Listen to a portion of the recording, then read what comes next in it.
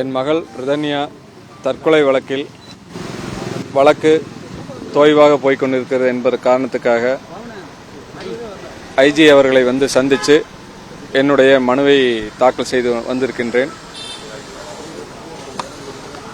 அதாவது சாதாரண தற்கொலை வழக்காகவும் சாதாரண கொடுமை வழக்கு செக்ஷன் மட்டும்தான் போட்டிருக்கிறாங்க. அதை ஐயா அவர்களுக்கு சுட்டிக்காட்டி எனக்கு சரியான செக்ஷன் போட்டு வழக்கை தீவிரமாக விசாரித்து உடனடியாக குற்றவாளிகளுக்கு தண்டனை வாங்கி கொடுக்கணும்னு சொல்லி அவர்கிட்ட வேண்டுகோள் விடுத்து மனு கொடுத்துட்டு வந்திருக்கிறேன். அவரும் பார்த்துட்டு உடனடியாக இன்னைக்கே அதுக்கு உண்டான முயற்சி எடுக்கிறேன். எவ்வளோ ஃபாஸ்ட்டாக பண்ண முடியுமோ பண்ணுறேன்னு சொல்லியிருக்காரு. அது இன்னும் போஸ்ட்மார்ட்டம் ரிப்போர்ட்டும் வரல, லேப் ரிப்போர்ட் வரல, ஆடியோ ரிப்போர்ட் வரலன்னு சொல்லி அவங்க சைட்லேருந்து அந்த விசாரணை சொல்லியிருக்காங்க. ஏன்னா அதுக்கு உண்டான காலதாமதம் கண்டிப்பாக ஆகும்.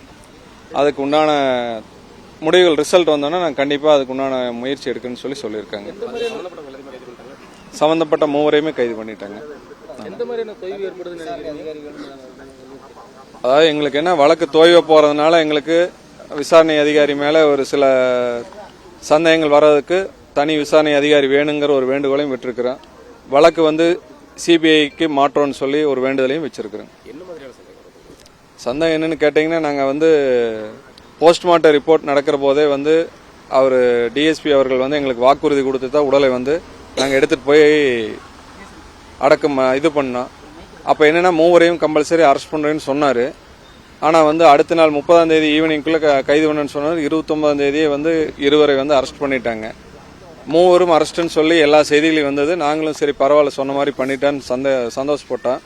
அடுத்த நாள் பார்த்தீங்கன்னா இருவர் மட்டுமே கைது. ஒருவர் சொந்த பைண்டிங் ஆர்டருங்கிற இவரோட சிறப்பு அதிகாரத்தை பயன்படுத்தி ஜாமீனில் விட்டதா எங்களுக்கு தெரிய வந்தது.